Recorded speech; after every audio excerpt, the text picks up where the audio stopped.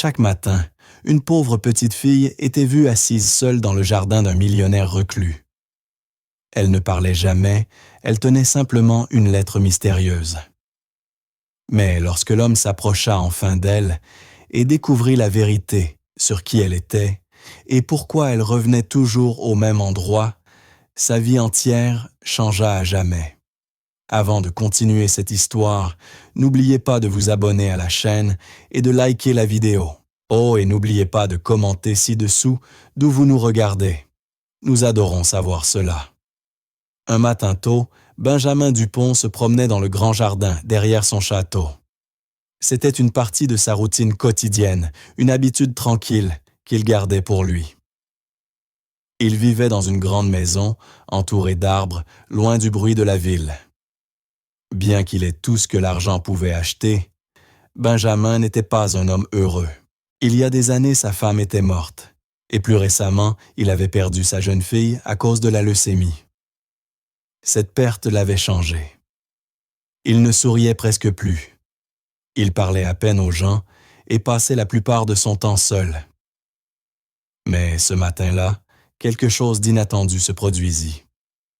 Alors qu'il passait près d'un grand arbre au fond du jardin, il remarqua une petite fille assise sous celui-ci. Elle semblait avoir environ 6 ou 7 ans. Sa robe jaune était sale et elle n'avait pas de chaussures. Ses cheveux étaient en désordre et ses mains tenaient un petit morceau de papier plié. Elle ne disait rien. Elle regardait simplement le papier. Benjamin Dupont resta immobile, ne sachant pas quoi faire. Avant qu'il ne puisse parler, elle leva les yeux et s'enfuit rapidement. Benjamin fut choqué. Il n'avait jamais vu cette fille auparavant. Elle ne semblait pas appartenir à un endroit comme celui-ci. Son jardin était entouré de grandes clôtures et d'arbres épais. C'était un endroit très privé, et les étrangers ne s'en approchaient presque jamais. Pourtant, la fille était parvenue à entrer. Il la regarda disparaître dans les bois derrière sa propriété. Benjamin essaya de la suivre, mais il était trop lent. Elle était déjà partie. Plus tard dans la journée, il demanda au jardinier s'il avait vu quelque chose de bizarre. Le jardinier acquiesça et dit qu'il avait vu la même fille plusieurs fois auparavant.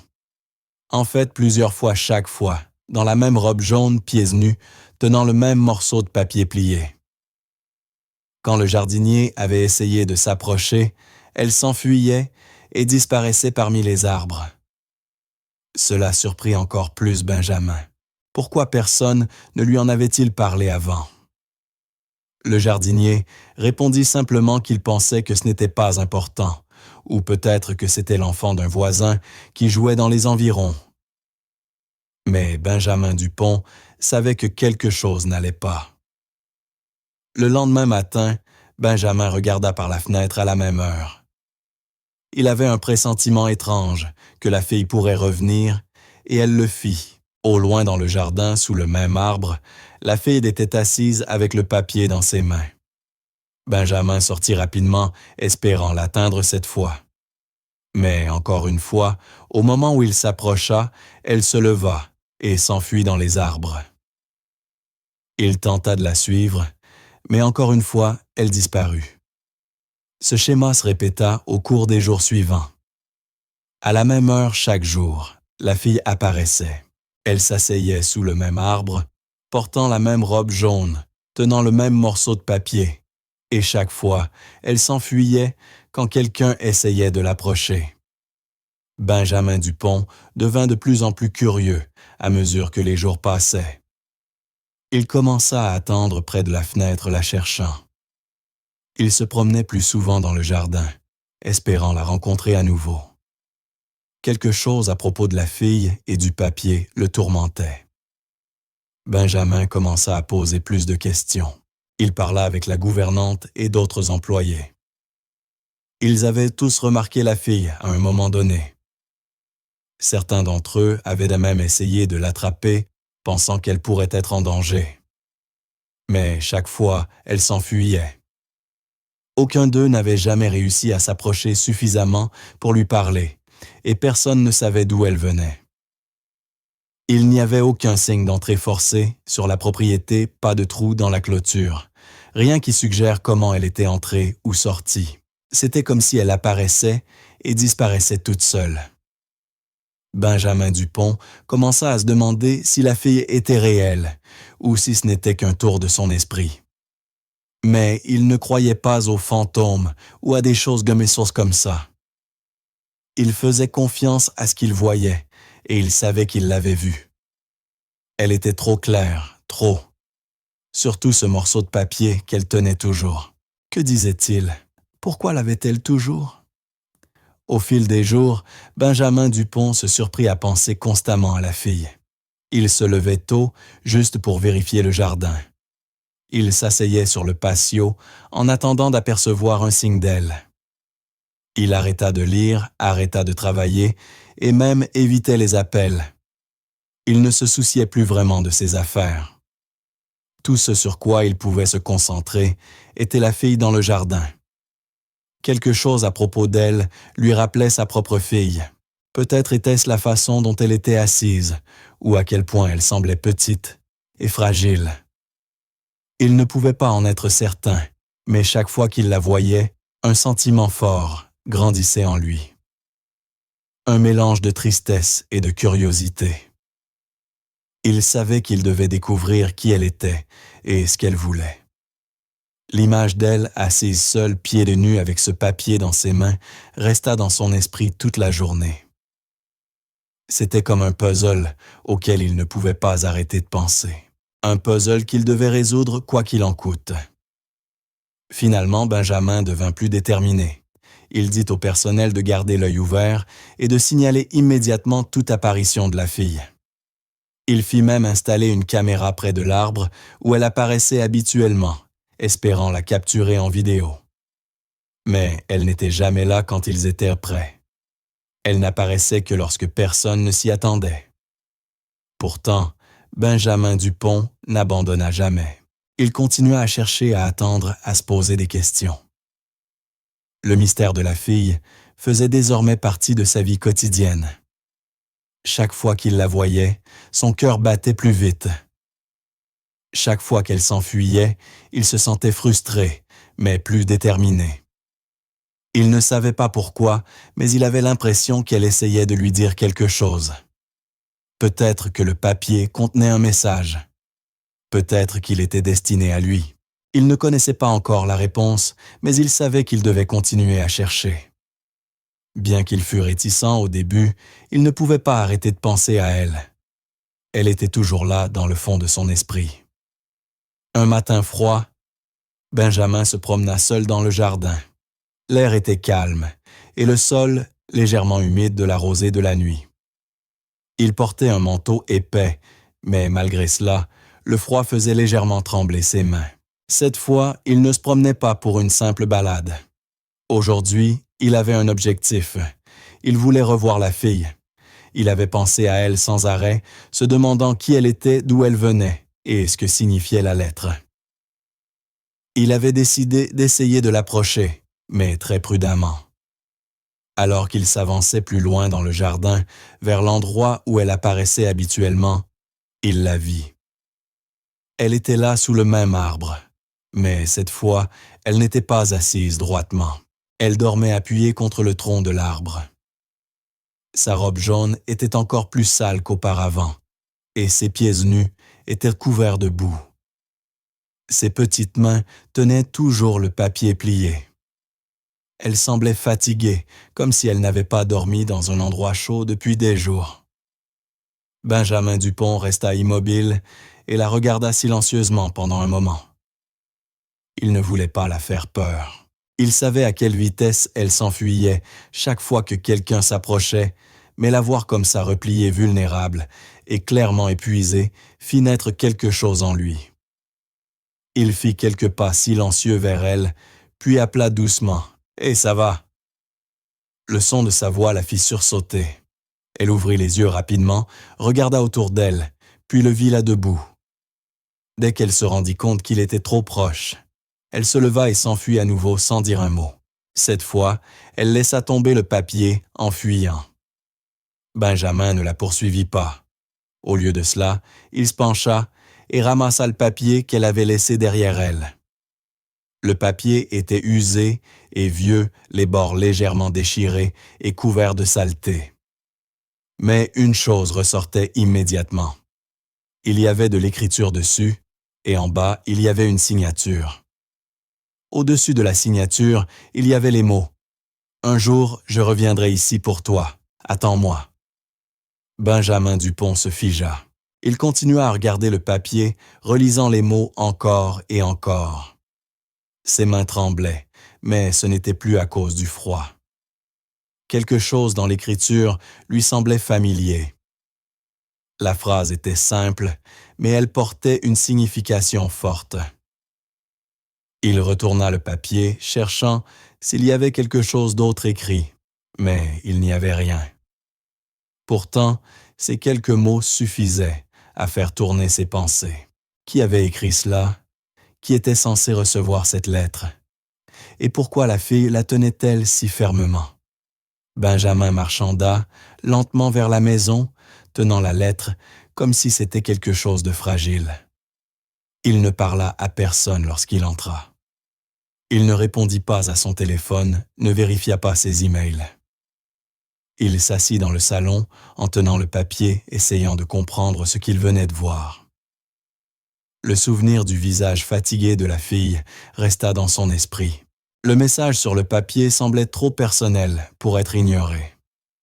Il était clair maintenant qu'elle n'était pas simplement en train de se perdre. Elle avait une raison d'être là. Toute la journée, Benjamin pensa à la lettre. Il ne savait pas si elle avait été écrite pour la fille ou si elle l'avait trouvée par accident, mais la façon dont elle la tenait toujours près d'elle suggérait qu'elle signifiait quelque chose pour elle. Peut-être venait-elle de quelqu'un qu'elle regrettait, ou peut-être était-ce une promesse que quelqu'un lui avait faite. Quoi qu'il en soit, Benjamin ne pouvait pas arrêter de penser à la signature. Le nom lui semblait étrangement familier. Il chercha dans de vieux documents journaux et lettres qu'il avait conservés au fil des ans, espérant trouver une correspondance. Il passa en revue des boîtes stockées dans son bureau, ouvrant même des tiroirs qu'il n'avait pas touchés depuis des mois. Il ne trouva rien qui lui donnât des réponses claires, mais le sentiment qu'il avait déjà vu l'écriture ne le quitta pas. Il ne voulait pas faire de suppositions, mais il ne pouvait s'empêcher de se demander si la fille avait un lien avec lui. Cette pensée lui fit serrer la poitrine. Peut-être n'était-elle pas simplement une enfant perdue. Peut-être que sa présence avait quelque chose à voir avec son passé. Cette nuit-là, Benjamin dormit à peine. Chaque fois qu'il fermait les yeux, il voyait le visage de la fille. Il se souvenait de la façon dont elle avait l'air effrayée lorsqu'elle s'enfuyait et de la manière dont elle tenait si fermement la lettre. Il continuait à penser au message. « Un jour, je reviendrai ici pour toi. Attends-moi. » Et si la fille attendait quelqu'un? Et si elle venait tous les jours dans le jardin en espérant que cette personne apparaisse? Et si elle pensait que Benjamin était cette personne? Ces questions le troublaient profondément. Il n'avait pas les réponses, mais il savait qu'il voulait l'aider. Le matin suivant, il se leva tôt à nouveau. Cette fois, il avait un plan différent. Il n'allait pas l'approcher trop rapidement. Il ne voulait pas l'effrayer. Il voulait essayer quelque chose de différent, quelque chose de plus réfléchi. Il lui montrerait qu'elle était en sécurité, qu'il ne voulait pas lui faire de mal. Il voulait essayer de lui parler doucement et peut-être enfin découvrir la vérité derrière ses visites. Il demanda au personnel de ne pas le suivre ce matin-là. Il voulait y aller seul. Il s'habilla chaudement et quitta la maison en silence. Alors qu'il se promenait dans le jardin, il porta la lettre dans sa poche. Il espérait qu'elle apparaîtrait à nouveau. Il attendit près de l'arbre, ni caché, ni trop près de l'endroit où elle avait dormi. Les minutes passèrent, puis il la vit au loin, l'observant de derrière un buisson. Elle ne s'approcha pas, mais elle ne s'enfuit pas non plus. Benjamin Dupont s'assit lentement sur le sol, pas trop loin de l'arbre. Il sortit la lettre de sa poche et la tint bien en évidence, espérant qu'elle la reconnaîtrait. Il ne dit rien au début. Il attendait simplement. Après quelques instants, elle sortit de derrière le buisson et fit quelques pas prudents en avant. Il pouvait voir à quel point elle était incertaine, mais ses yeux restaient fixés sur la lettre. Benjamin ne bougea pas. Il se contenta de hocher doucement la tête et dit « Je l'ai gardée en sécurité. Je pense que c'est important pour toi. » Elle le regarda, puis regarda le papier. Mais avant qu'elle ne décide ce qu'elle allait faire, elle se tourna et s'enfuit à nouveau. Pourtant, cette fois quelque chose était différent. Elle n'avait pas couru immédiatement. Elle était restée un peu plus longtemps. Benjamin regarda l'endroit où elle avait disparu. Il sentit quelque chose changer. La connexion était fragile, mais elle était là. La fille savait qu'il avait la lettre, et elle ne semblait ni en colère, ni effrayée, juste incertaine. Ce petit changement lui donna de l'espoir. Il se leva et enleva la poussière. Il n'était plus simplement curieux. Maintenant, il se sentait responsable. Il avait vu combien elle semblait fatiguée, combien elle était seule. Et le message sur la lettre, cela comptait. Benjamin Dupont prit une décision. Si la fille revenait le lendemain, il serait prêt à nouveau, mais cette fois, il essayerait davantage de lui montrer qu'il n'était pas une menace. Il voulait l'aider, la comprendre et peut-être même la protéger. Alors qu'il marchandait de retour vers la maison, il répétait les mots dans sa tête. « Un jour, je reviendrai ici pour toi. Attends-moi. » Il était prêt à attendre. Le matin suivant, Benjamin retourna au même endroit dans le jardin, près du vieil arbre, où il avait vu la fille tant de fois auparavant. Il n'amena personne avec lui. Il ne voulait pas l'effrayer, ni lui faire sentir qu'elle était observée. Il voulait juste comprendre. Il attendit patiemment se tenant à distance, sans faire de mouvements brusques. Après un moment, il la vit à nouveau.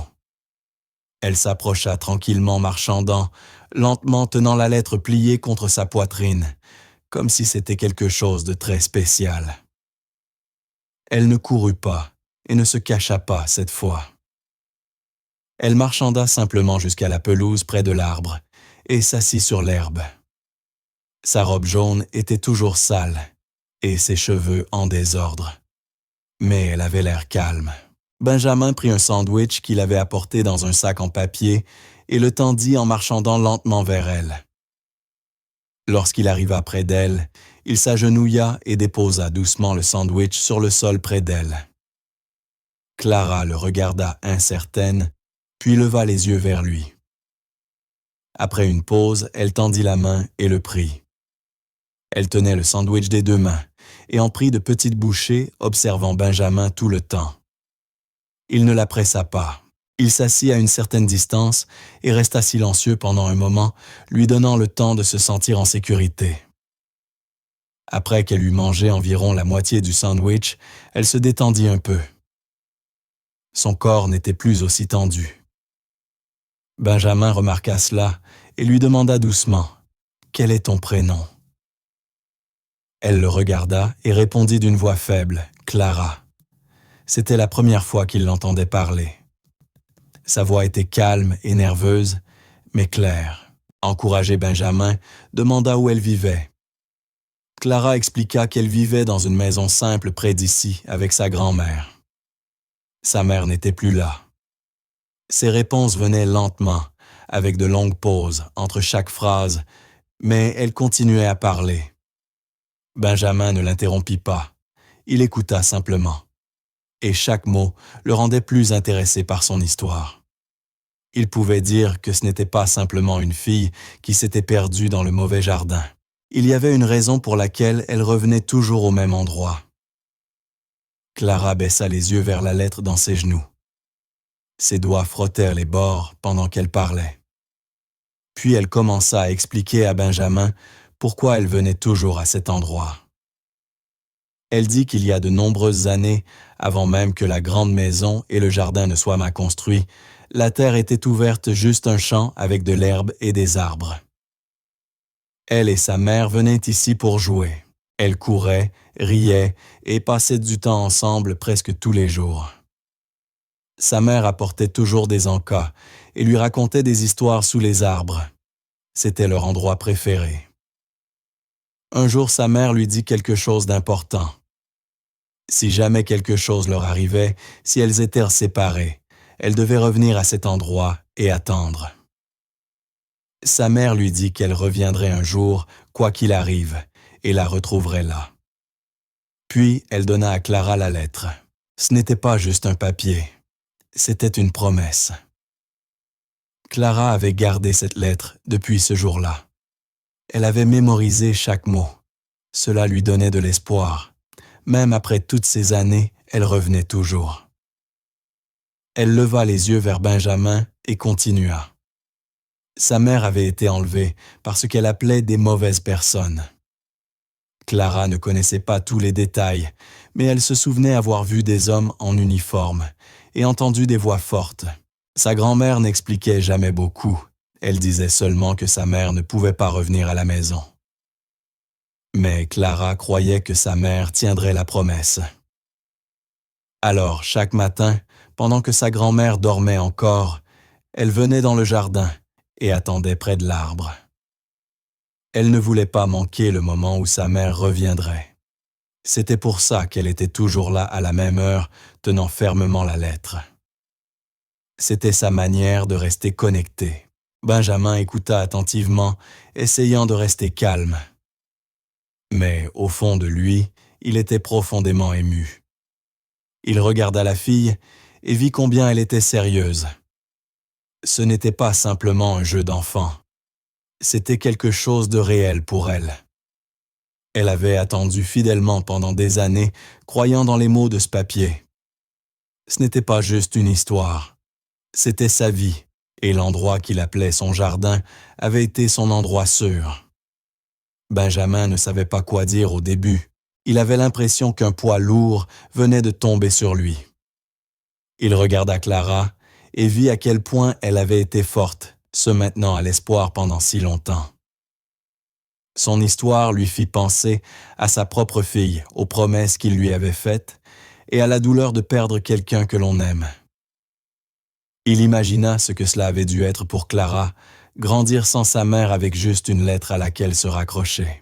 Il pensa à la façon dont elle marchandait pieds nus chaque matin, traversant des quartiers et pénétrant dans une propriété privée, juste pour attendre. Ce n'était pas juste. Et pourtant, elle n'a jamais abandonné. Benjamin regarda autour du jardin et essaya de se rappeler à quoi il ressemblait, avant que le manoir ne soit construit. Il avait acheté ce terrain, sans connaître son passé. Pour lui, c'était simplement un bon investissement. Mais maintenant, il le voyait différemment. Pour Clara, ce n'était pas juste un terrain. Il était rempli de souvenirs. C'était là qu'elle se sentait en sécurité pour la dernière fois. C'était là qu'elle se sentait aimée. Il ne put retenir ses émotions plus longtemps. Il détourna le regard clignant des yeux, rapidement essayant de ne pas laisser Clara voir à quel point ces mots l'avaient affectée, mais elle sembla remarquer quand même. Elle serra la lettre contre elle et ne dit plus rien. Benjamin prit une profonde inspiration et hocha la tête. « Merci de me l'avoir dit », dit-il doucement. Il ne tenta pas de poser plus de questions. Il ne voulait pas la pousser. Il comprenait que ce qu'elle avait partagé était personnel et difficile. Il se leva lentement et fit un pas en arrière lui donnant de l'espace. Clara ne bougea pas. Elle resta simplement là, les yeux rivés sur la lettre. Benjamin savait que ce n'était pas la fin de la conversation. Ce n'était que le début. Il y avait encore beaucoup de choses qu'il voulait comprendre à propos d'elle, de sa mère du passé. Mais pour l'instant, il était juste reconnaissant qu'elle lui ait fait confiance suffisamment pour parler. Alors qu'il se tournait pour partir, il jeta un dernier regard en arrière. Clara était toujours assise tranquillement sur la pelouse, serrant la lettre contre elle comme avant. Après son retour à la maison, depuis le jardin, Benjamin marchanda lentement dans le hall de son grand manoir. Ses pas étaient lourds et son esprit plein de pensées. Il n'alluma aucune lumière, bien qu'il fût presque sombre. Il se rendit directement dans le salon et s'assit sur le canapé en silence. Tout ce que Clara avait dit continuait de se rejouer dans sa tête. Son histoire l'avait touché d'une manière qu'il n'avait pas anticipée. C'était plus que de la tristesse. Cela semblait personnel.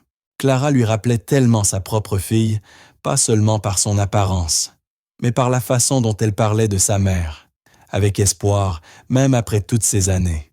Benjamin se souvint de la façon dont sa fille riait et jouait dans leur jardin avant qu'elle ne tombe malade. Voir Clara dormir sous cet arbre avait ravivé tous ses souvenirs. Il avait passé des années à essayer de les enfouir pour éviter la douleur. Mais maintenant, tout revenait clairement et douloureusement. Le lien entre le passé de Clara et sa propre vie semblait trop fort pour être ignoré. Il se rendit dans son bureau, ouvrit le tiroir où il avait placé la lettre que Clara avait laissée quelques jours plus tôt et la prit. Il s'assit à son bureau, alluma la lampe et déplia le papier. Il le lut lentement, essayant d'absorber chaque mot. L'écriture était douce, mais soignée. Le message était simple, mais puissant. La mère de Clara avait écrit qu'elle reviendrait un jour et avait dit à sa fille de ne pas perdre espoir. Elle avait signé la lettre en bas, mais la signature ne donna aucune réponse claire à Benjamin. Pourtant, il ne pouvait s'empêcher de sentir qu'il avait déjà vu cette signature quelque part. Il la fixa longtemps relisant le message encore et encore. Chaque fois qu'il le lisait, il ressentait quelque chose de différent. Tristesse, confusion, colère, puis un profond sentiment de responsabilité.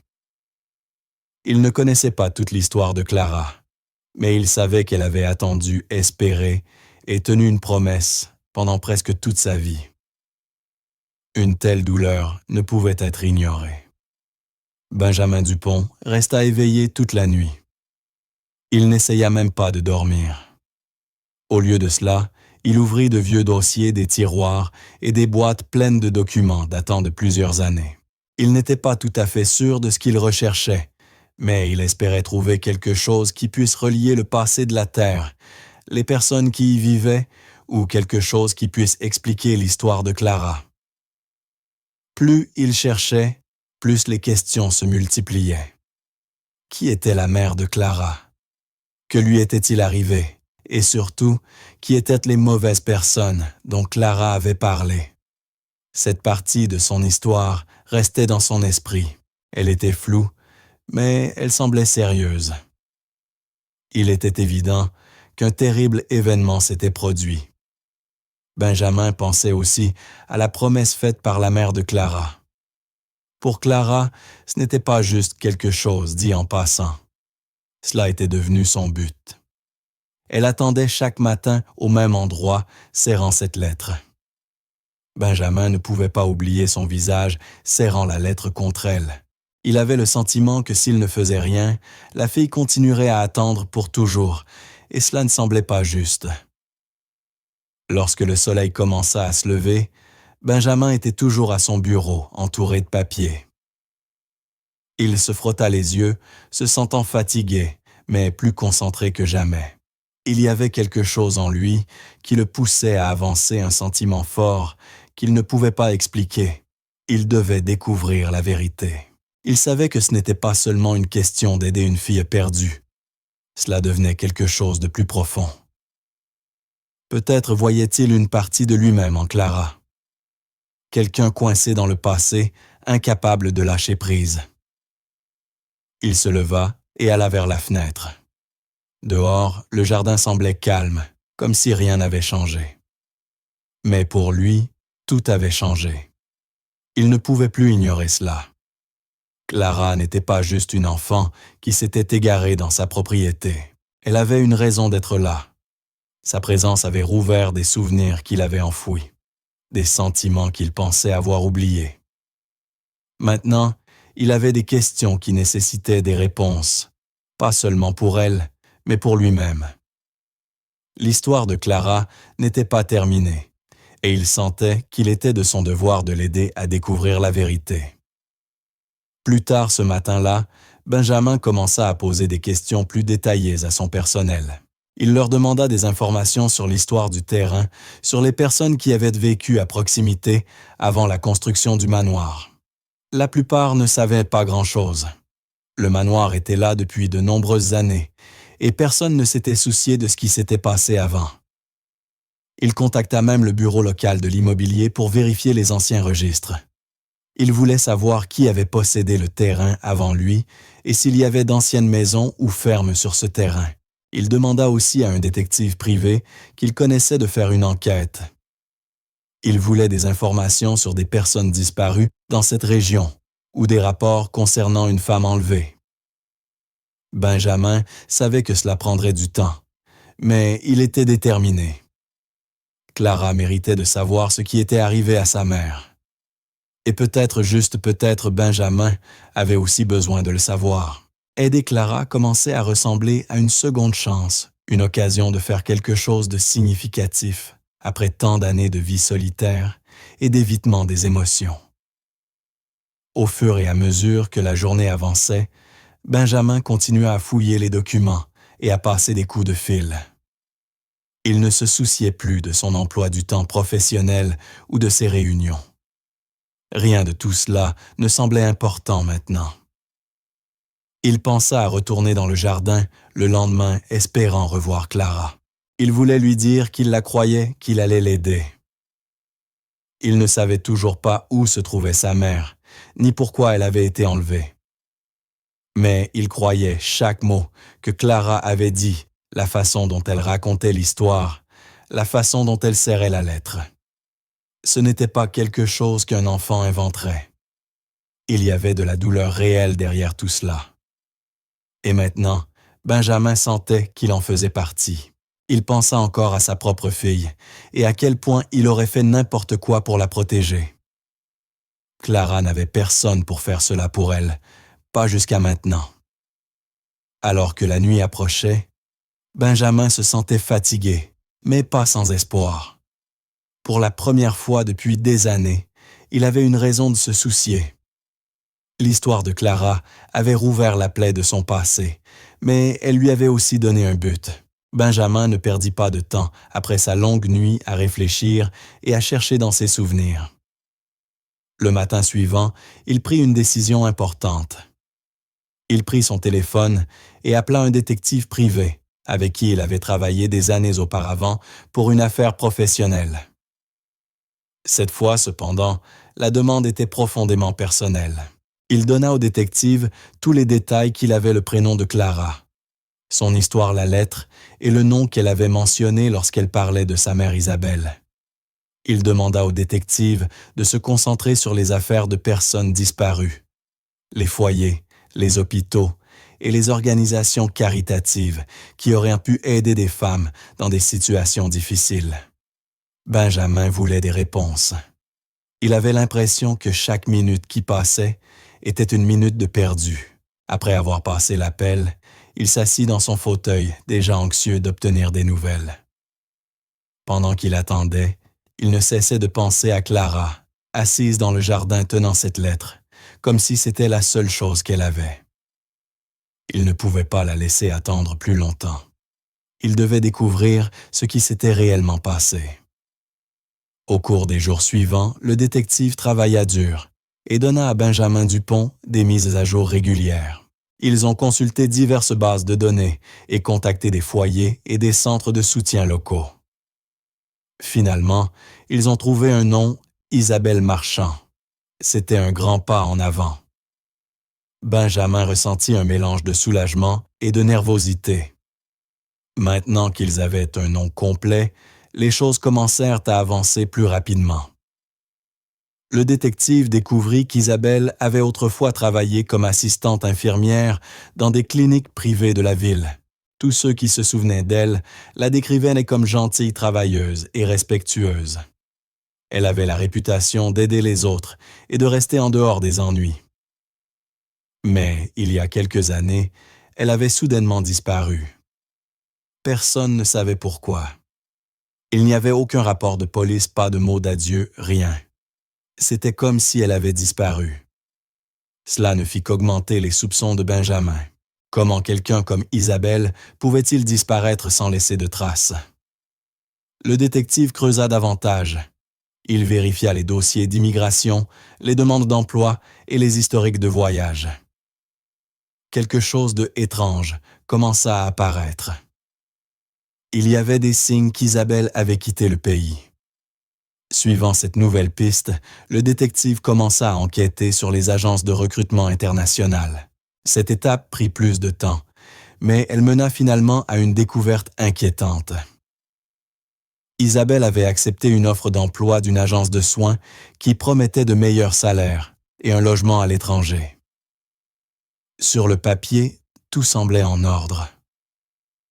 L'entreprise se présentait comme une agence respectable, aidant les infirmières à trouver du travail à l'étranger.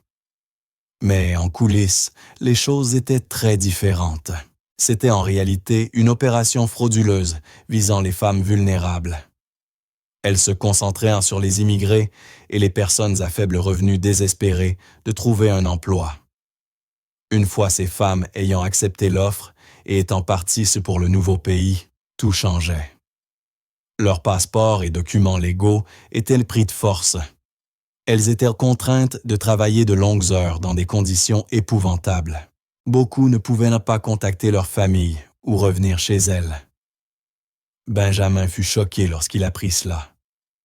Il n'arrivait pas à croire que cela puisse arriver à des gens qui voulaient simplement une vie meilleure. Et maintenant, il était clair qu'Isabelle avait été l'une de ses victimes. Elle n'avait pas abandonné Clara, elle avait été enlevée.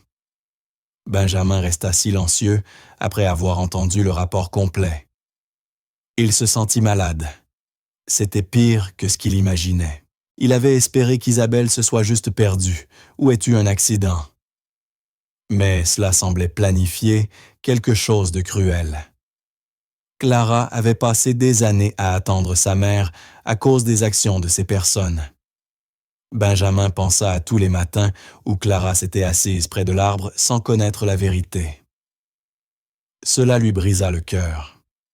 Il ne pouvait pas s'empêcher de penser à quel point Isabelle avait dû avoir peur et à quel point elle se sentait probablement impuissante. Il avait lu des articles sur des personnes exploitées ou trafiquées dans les nouvelles, mais cela avait toujours semblé quelque chose de lointain, quelque chose qui arrivait à des étrangers dans des pays lointains. Maintenant, c'était réel. Cela était arrivé à quelqu'un de proche de lui. Il regarda de nouveau la lettre en lisant les mots d'Isabelle. Elle n'avait pas menti. Elle avait voulu revenir. Elle n'en avait tout simplement pas eu l'occasion. Cela rendait sa promesse encore plus puissante. Benjamin se leva rempli de colère et de tristesse, mais aussi d'une détermination plus forte que jamais. Il rappela le détective et lui demanda ce qu'il fallait faire pour aller de l'avant. Le détective expliqua que les affaires comme celle-ci étaient compliquées, surtout lorsqu'elles traversaient les frontières internationales. Mais il accepta de continuer à enquêter. Il commencerait à localiser l'agence, à contacter les autorités des pays impliqués et à voir s'il y avait des efforts de sauvetage ou des enquêtes ouvertes concernant ce groupe. Benjamin se moquait du temps que cela prendrait. Il dit au détective qu'il financerait tout. Voyage frais juridiques, recherche tout ce qu'il fallait. Il n'allait pas laisser tomber cette affaire. Il voulait la justice pour Isabelle et la paix pour Clara. Il s'imaginait déjà annoncer la vérité à Clara. Il ne savait pas si Isabelle était encore vivante ou si elle pourrait être ramenée à la maison, mais même l'idée qu'elle puisse l'être était suffisante. Clara avait assez attendu. Benjamin sentit que c'était maintenant sa mission de donner à cette petite fille la réunion qu'elle avait attendue. Peu importe jusqu'où Isabelle avait été emmenée, il la retrouverait. Benjamin commença également à rechercher des moyens d'aider d'autres victimes du même type d'abus. Il lut des articles et des rapports, contacta des organisations spécialisées dans le sauvetage des femmes victimes de trafic et entra même en contact avec des avocats ayant de l'expérience dans les affaires de droit de l'homme internationaux. Plus il apprenait, plus il devenait déterminé. Il se rendit compte que ce n'était plus seulement à propos de Clara et Isabelle. Il y en avait beaucoup d'autres comme elle, des femmes à qui on avait promis un avenir meilleur, mais qui avaient été piégées et réduites au silence. Il ne pouvait pas changer le passé, mais il pouvait se battre pour changer l'avenir. Il organisa des réunions, fit des dons au foyer et commença à élaborer des plans pour travailler directement avec les efforts de récupération. Cela lui donnait quelque chose de réel, sur lequel se concentrer. Cela l'aidait à faire face aux émotions que l'histoire de Clara avait éveillées en lui. Il ne cherchait plus simplement à résoudre un mystère. Il était en train de réparer quelque chose. Et chaque pas qu'il faisait le rapprochait de son objectif, ramener Isabelle chez elle et donner à Clara la réponse qu'elle attendait depuis toutes ces années.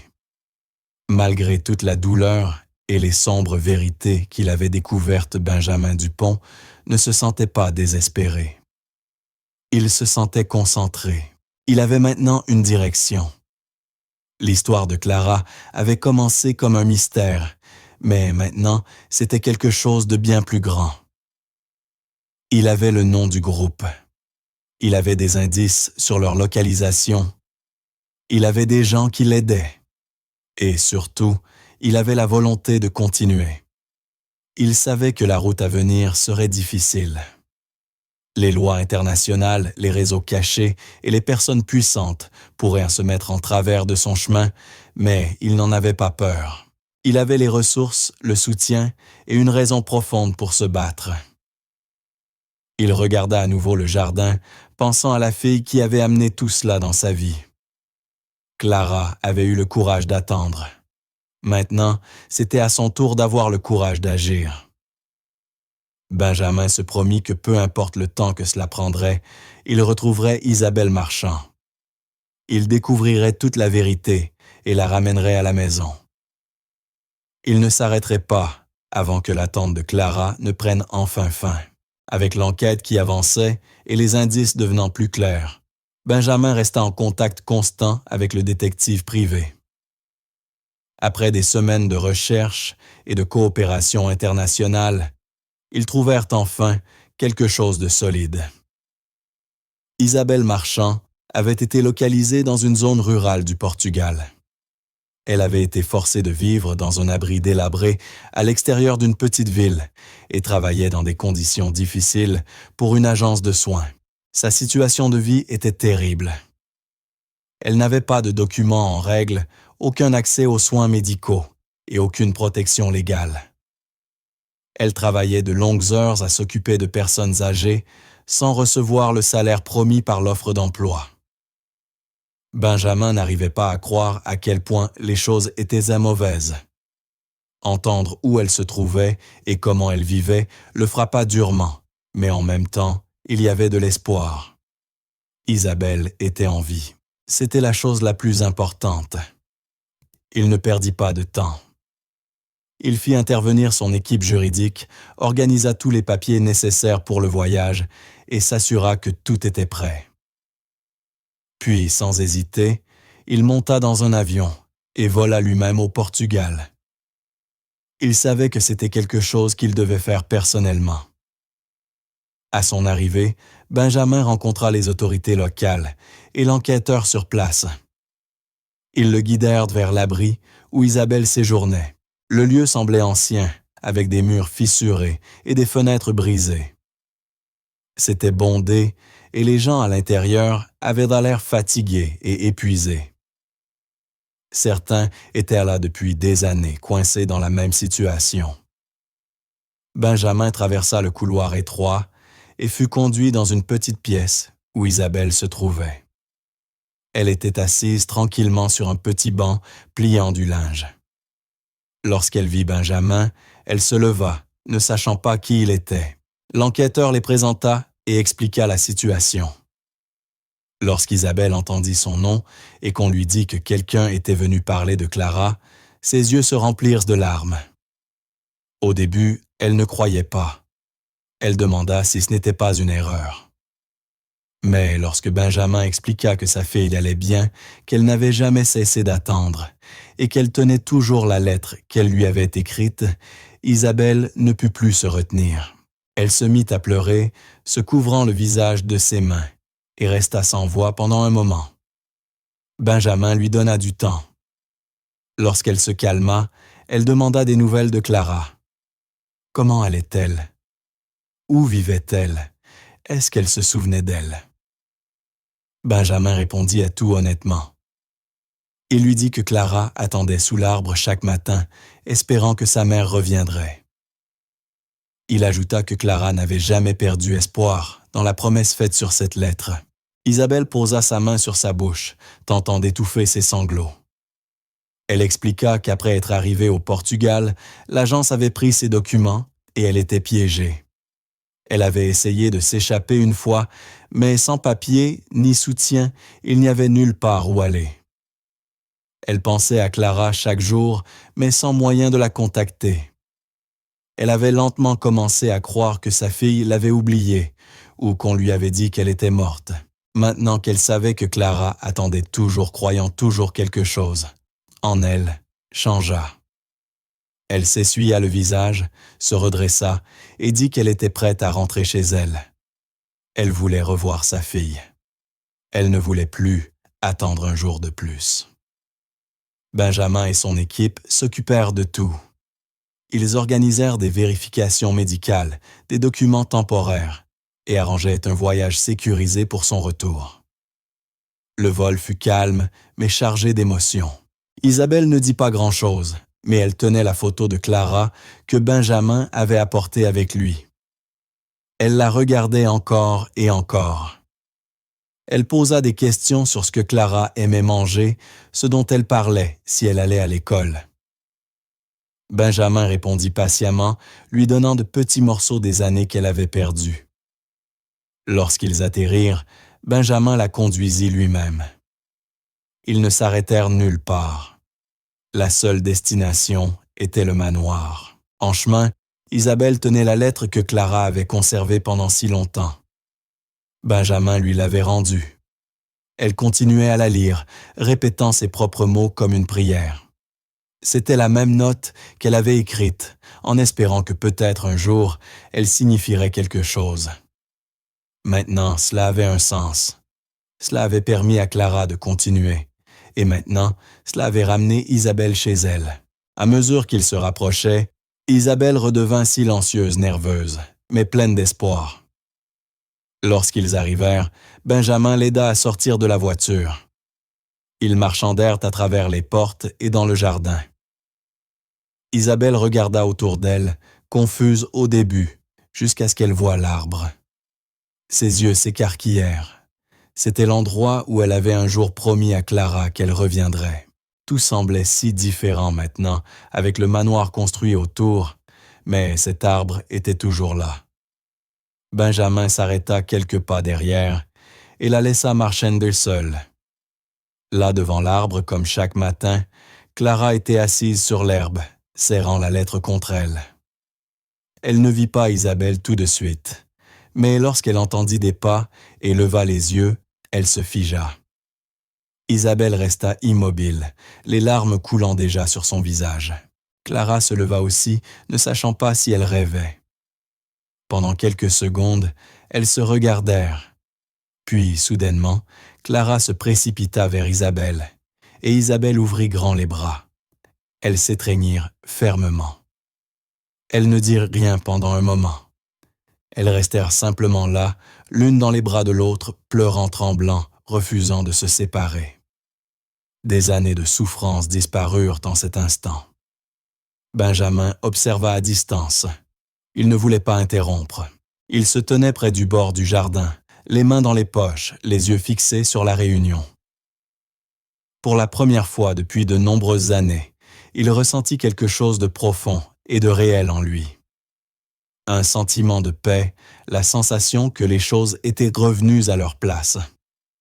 Clara n'était plus une petite fille perdue dans son jardin. Elle faisait désormais partie de son histoire. Et maintenant, elle avait retrouvé sa mère. Il se souvint de la distance et de la froideur qu'il avait ressentie après la perte de sa propre fille. Mais l'espoir de Clara, sa force et sa croyance en quelque chose d'aussi simple, une promesse avait en tout changé. En voyant la mère et la fille s'étreindre ainsi, Benjamin sentit son propre cœur commencer à guérir.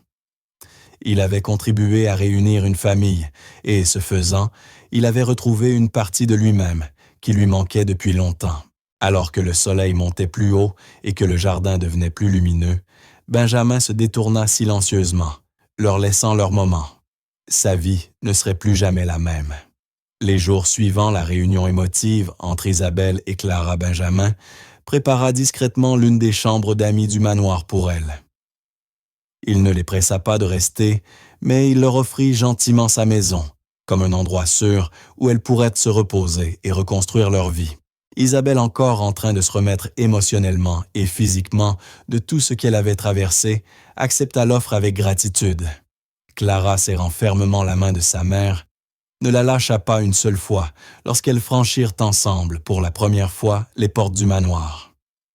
Benjamin s'assura qu'elles aient tout ce dont elles avaient besoin, des vêtements, de la nourriture, des soins médicaux, et un espace confortable qui semblait leur appartenir. Ce qui avait commencé comme un arrangement temporaire se transforma lentement en quelque chose de plus naturel. Elles prenaient leur repas ensemble à la même table, passaient des après-midi dans le jardin et commençaient à parler de petites choses comme les plats préférés, des souvenirs amusants ou même des films. Clara était toujours pleine d'énergie et courait souvent dans les couloirs en riant, appelant sa mère. La maison qui autrefois était remplie de silence était maintenant pleine de vie. Benjamin commença à remarquer à quel point l'atmosphère de la maison avait changé. Pendant des années, tout à l'intérieur du manoir avait semblé froid, silencieux et distant. Même avec ses meubles élégants et ses espaces propres, il n'avait jamais eu l'impression que c'était un foyer, pas depuis que sa femme était décédée, et que sa fille avait perdu son combat contre la maladie. Il avait gardé les choses telles qu'elles étaient, ayant peur de déplacer quoi que ce soit, ayant peur de faire face à la tristesse liée à chaque objet. Mais maintenant, les choses étaient différentes. Les dessins de Clara commencèrent à apparaître sur le réfrigérateur. Isabelle plaça des fleurs fraîches sur la table du dîner. Les couloirs autrefois silencieux étaient parfois remplis de doux murmures ou de rires provenant d'une autre pièce. Benjamin se rendit compte qu'il commençait à attendre les petites choses simples, comme manger le petit déjeuner ensemble, écouter Clara parler de ses rêves ou entendre Isabelle fredonner une chanson en cuisinant. Ce n'était pas planifié et ce n'était pas forcé. Cela se produisait lentement au fil des jours. Le sentiment de famille autrefois disparu de sa vie revenait et c'était réel. Un après-midi, Benjamin était assis dans le jardin, en lisant, tandis que Clara jouait près de l'arbre où elle avait l'habitude d'attendre chaque matin. Isabelle s'assit à proximité, profitant du soleil. Clara s'approcha de Benjamin avec une couronne de fleurs qu'elle avait faite et la posa sur sa tête en rigolant. Il sourit quelque chose qu'il n'avait pas fait de manière aussi naturelle depuis des années. Isabelle rit aussi un rire qui venait d'un bonheur sincère. Benjamin se rendit compte à quel point il s'était attaché à elles deux. Ce n'était plus juste une question d'aider. Il tenait profondément à elle. Ces deux personnes, autrefois des inconnus, étaient devenues une partie de sa vie quotidienne et de son cœur. Ce soir-là, ils dînèrent tous ensemble dans la cuisine. Ce fut un repas simple, mais la chaleur autour de la table le rendit spécial. Après le dîner, Clara demanda à Benjamin s'il pouvait lui lire une histoire. Surpris mais heureux, il accepta. Il lut lentement Clara, reposant sa tête sur son épaule. Isabelle était assise à proximité, les regardant tous les deux. Il y avait un silence paisible que personne ne voulait briser. À mesure que les jours se transformaient en semaines, le lien entre Benjamin, Clara et Isabelle ne cessait de se renforcer.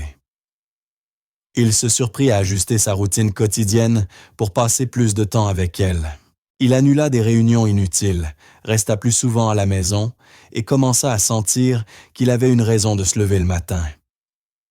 Il s'ouvrit même sur son passé, sa femme, sa fille, la douleur de les avoir perdues toutes les deux.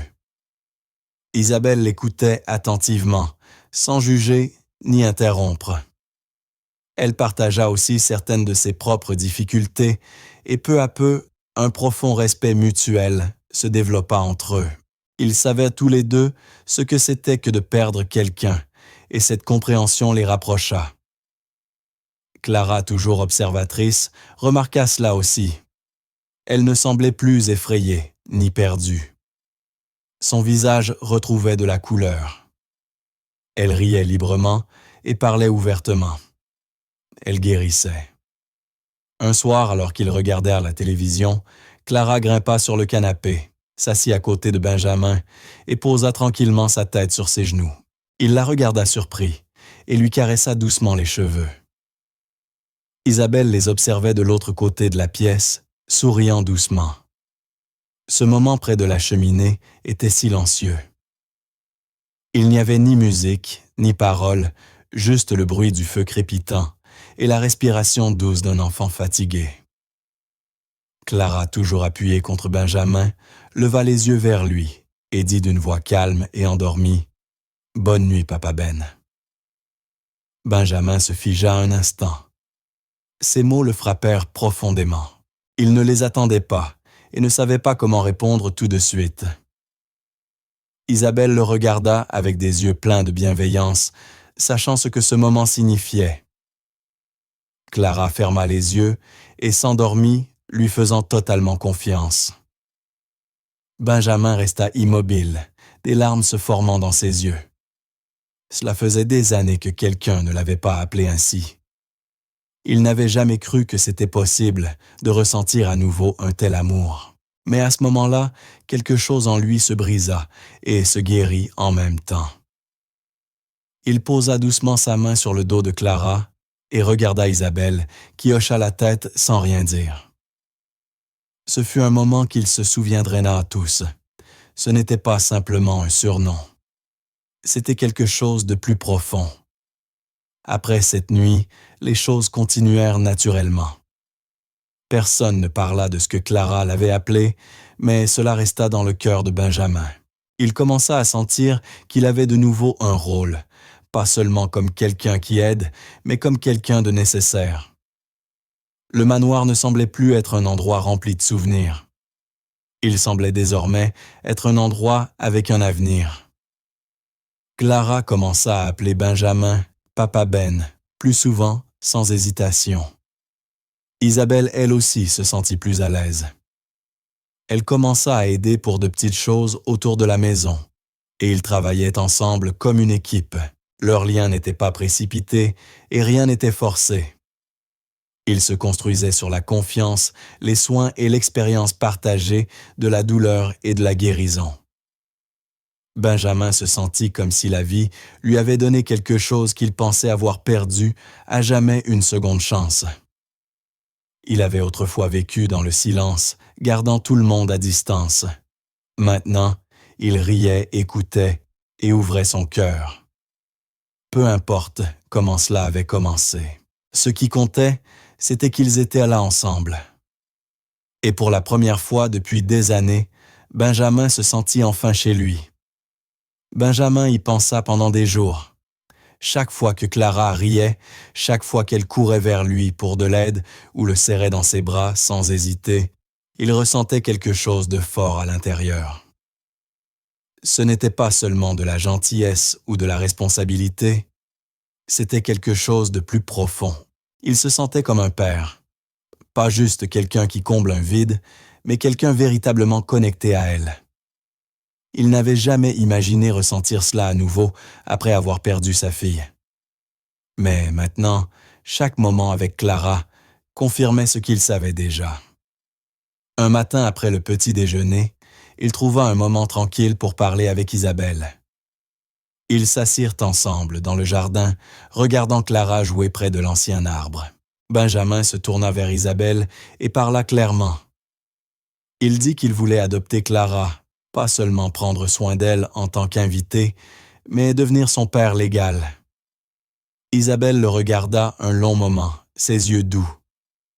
Puis elle hocha lentement la tête. Sa voix trembla un peu, mais elle dit oui. Elle le remercia, pas seulement pour l'offre, mais pour aimer Clara si sincèrement. Ce moment marqua le début d'un nouveau chapitre pour eux. Benjamin n'attendit pas. Il appela son avocat le jour même et entama la procédure d'adoption. Il y avait des documents à rassembler, des entretiens à passer et des démarchandes légales à suivre. Mais Benjamin ne se souciait pas de combien de temps cela prendrait. Il était déterminé. Il prit tous les rendez-vous, remplit tous les formulaires et donna tous les détails demandés. Les autorités comprirent rapidement que ce n'était pas juste une décision formelle. C'était une décision sincère. Entre-temps, la vie au manoir devint encore plus chaleureuse. Clara commença à appeler Benjamin Papa Ben tout le temps, maintenant pas seulement dans les moments tranquilles, mais fièrement même devant les autres. Benjamin souriait à chaque fois. Il remarqua aussi comment Isabelle commençait à se détendre davantage autour de lui. Elle riait plus souvent, parlait davantage de son passé et le rejoignait dans ses routines quotidiennes. Ils partageaient plus de repas, se promenaient dans le jardin après le dîner et parfois restaient tard à discuter de la vie.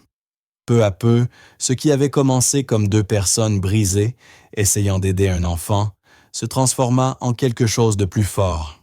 Benjamin et Isabelle passaient de plus en plus de temps ensemble, pas seulement à cause de Clara, mais parce qu'ils appréciaient la compagnie l'un de l'autre.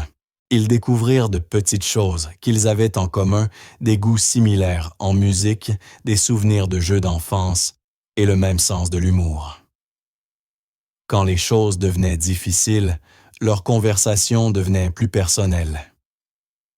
Benjamin parla de sa femme décédée et de la difficulté qu'il avait eue à laisser quelqu'un entrer dans sa vie après sa mort. Isabelle s'ouvrit à propos de ses peurs lorsqu'elle était piégée à l'étranger et de la façon dont elle pensait qu'elle ne se sentirait jamais en sécurité à nouveau. Ces discussions nocturnes les aidèrent à se comprendre profondément.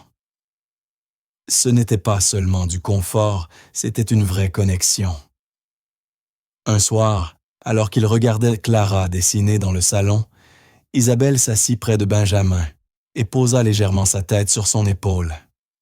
Benjamin la regarda et sourit. Aucun d'eux ne dit quoi que ce soit, mais le moment semblait plein de sens.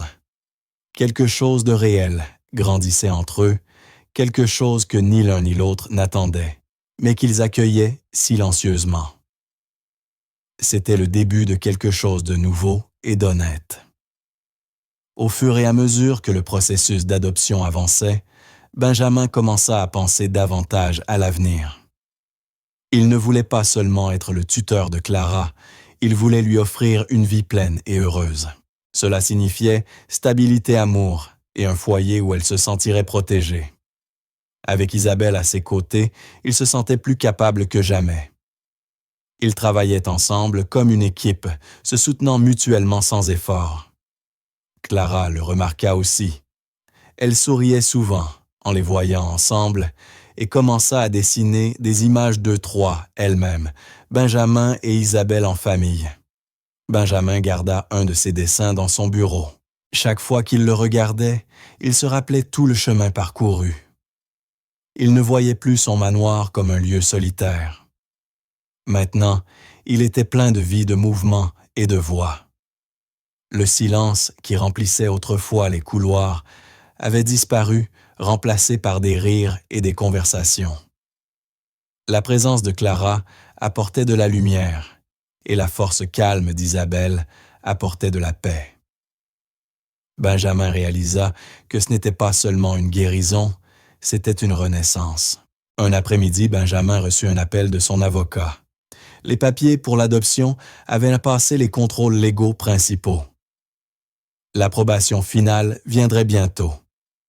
Benjamin annonça la nouvelle à Clara et à Isabelle pendant le dîner ce soir-là.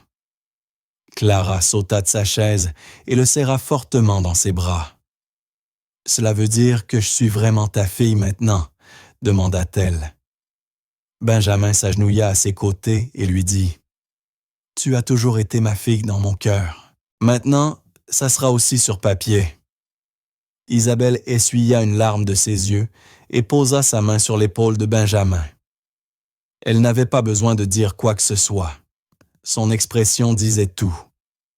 Ce soir-là, ils s'assirent ensemble dans le jardin, regardant les étoiles. Clara s'allongea sur l'herbe, pointant les constellations, tandis que Benjamin et Isabelle s'assirent près d'elle, partageant une couverture. Ils parlèrent de ce que l'avenir pourrait leur réserver, des projets scolaires pour Clara, des voyages qu'ils pourraient faire, des vacances qu'ils passeraient ensemble. Tout semblait simple et agréable, comme une vraie famille qui fait de vrais projets. Benjamin avait longtemps cru que la vie lui avait déjà donné sa part de joie et l'avait emporté trop tôt. Il pensait qu'il vivrait le reste de ses jours en silence, sans nouer de nouveaux liens. Mais Clara et Isabelle changèrent de cela. Elles ne sont pas simplement entrées dans sa maison, elles sont entrées dans son cœur. Maintenant, tout était différent. Il avait une raison de se lever le matin. Il avait des gens à aimer, à rire, avec à construire quelque chose de nouveau avec. L'adoption n'était pas juste une procédure légale. C'était le symbole d'un nouveau départ. Et l'amour croissant entre lui et Isabelle était quelque chose qu'il chérissait profondément, même s'il ne l'avait pas encore exprimé à haute voix. Il savait que c'était réel. Ils savaient tous les trois que leur nouvelle famille n'était pas bâtie sur du sang, mais sur des moments partagés de la confiance et de l'amour. Des larmes coulaient des yeux de Benjamin. Clara pleurait aussi. Isabelle essuya son visage, tenant leurs mains serrées. Ils sortirent du tribunal en tant que famille légale. Pendant un moment, ils restèrent dehors, laissant l'émotion les envahir. Clara leva les yeux vers Benjamin et sourit si largement que ses joues devinrent rouges. « On peut célébrer » demanda-t-elle. Benjamin hocha la tête, toujours en tenant sa main. Isabelle proposa de déjeuner, mais Clara eut une autre idée.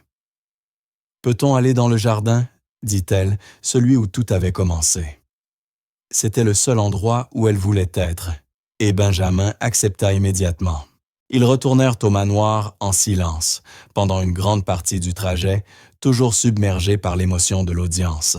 Lorsqu'ils arrivèrent sur la propriété, Clara sauta de la voiture et courut devant ses pieds, se déplaçant rapidement sur le chemin du jardin qu'elle connaissait si bien. Benjamin et Isabelle les suivirent.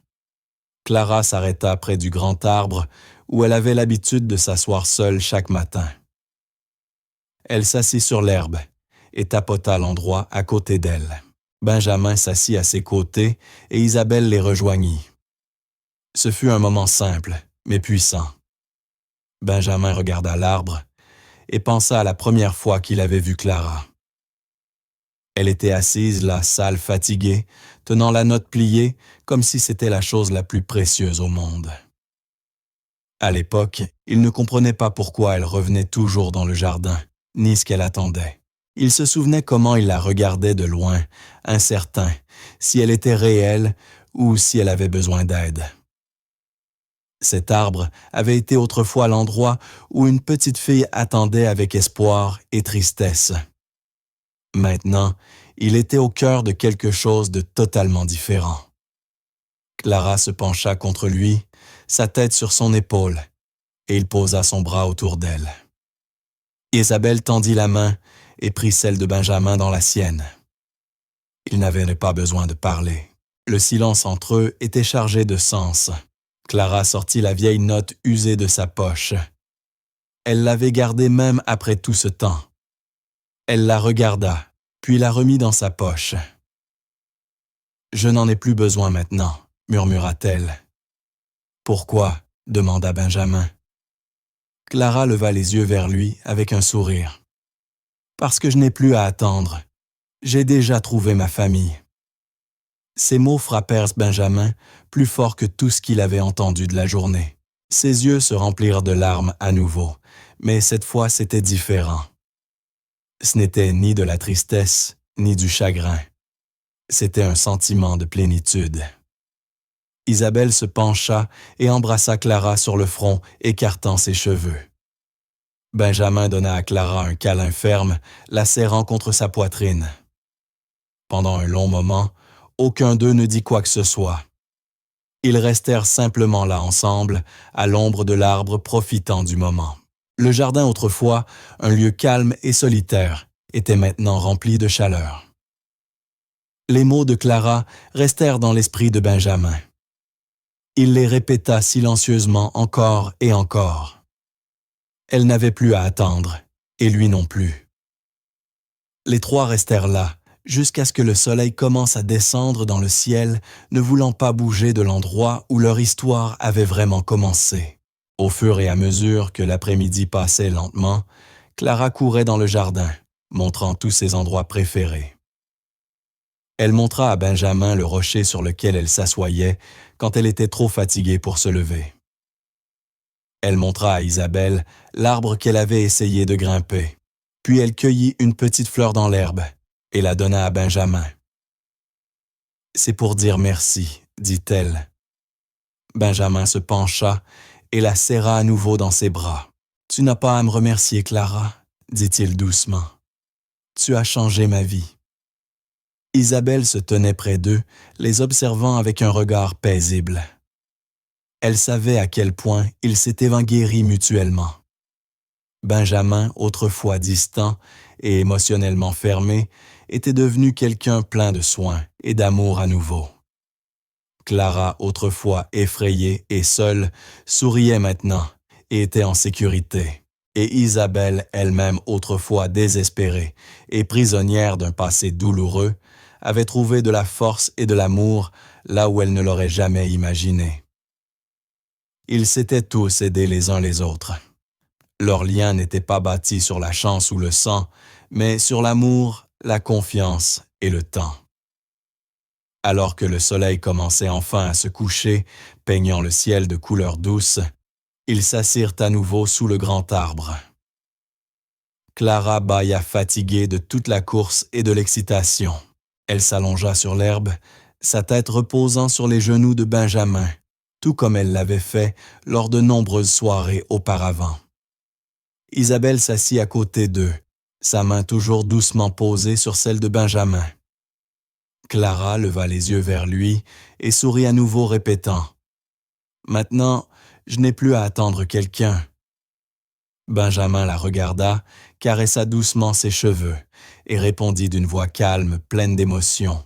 « Et moi, j'ai trouvé mon but. » Ils restèrent là, silencieux, tandis que la dernière lumière s'éteignait. Une famille accomplit leur long voyage, enfin, trouvé dans la paix et l'unité. Cet arbre, autrefois, juste une partie du décor d'une grande maison vide, était devenu un symbole de tout ce qu'ils avaient à traverser. Benjamin savait que rien ne serait plus jamais pareil, et il en était reconnaissant. Leur nouvelle vie ne faisait que commencer. Le salon avait des livres éparpillés sur la table, les chaussures de Clara près de la porte et des dessins collés sur le réfrigérateur. L'odeur des repas fraîchement cuisinés flottait dans les couloirs grâce à Isabelle qui avait apporté de la chaleur et du rythme à leur journée.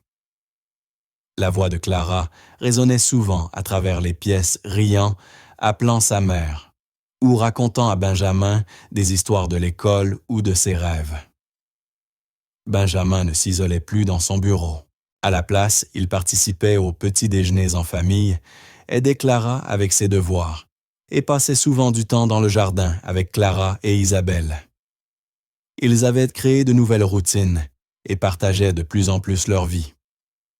Chaque partie de la maison portait maintenant des souvenirs, en train de se créer, remplaçant le silence qui l'avait jadis envahi. Ce n'était pas seulement la structure qui avait changé. C'était l'atmosphère, la sensation d'appartenance. Avec le temps, Benjamin et Isabelle s'étaient encore rapprochés. Ils partageaient les responsabilités parentales, se soutenant mutuellement dans les petites difficultés et célébrant chaque étape franchie par Clara. Finalement, ils décidèrent de rendre leur relation officielle, pas par de grandes annonces ou des événements marquants, mais par un accord silencieux entre eux, signifiant que ce qu'ils avaient était réel et durable. Pour eux, il ne s'agissait pas de titres ou de cérémonies, mais de continuer la vie qu'ils avaient construite ensemble. Clara était ravie quand elle apprit la nouvelle.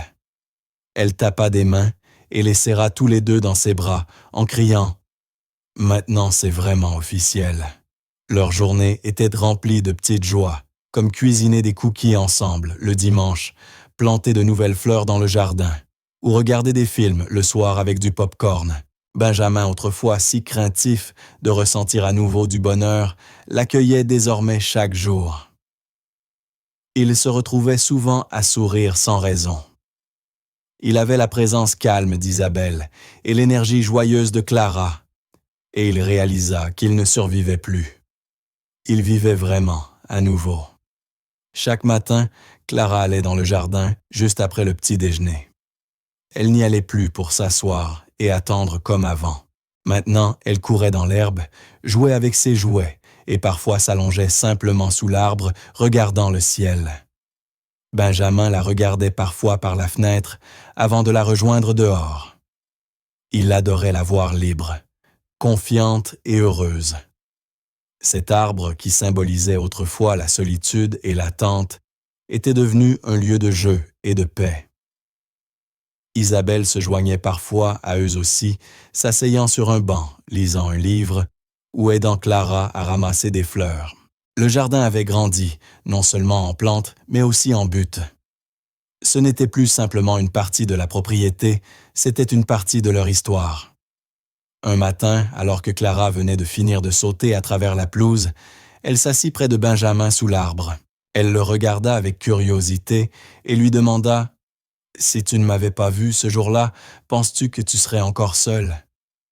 La question le surprit, et il s'arrêta un moment avant de répondre, touché par le poids qu'elle portait.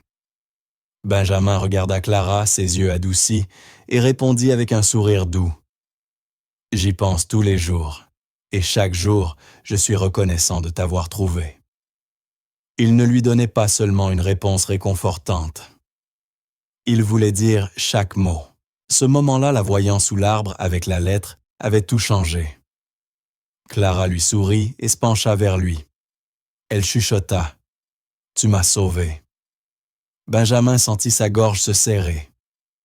Il l'enroula dans ses bras et la serra contre lui, ressentant la même émotion accablante qu'il avait ressentie le jour où elle l'avait appelé « Papa Ben » pour la première fois.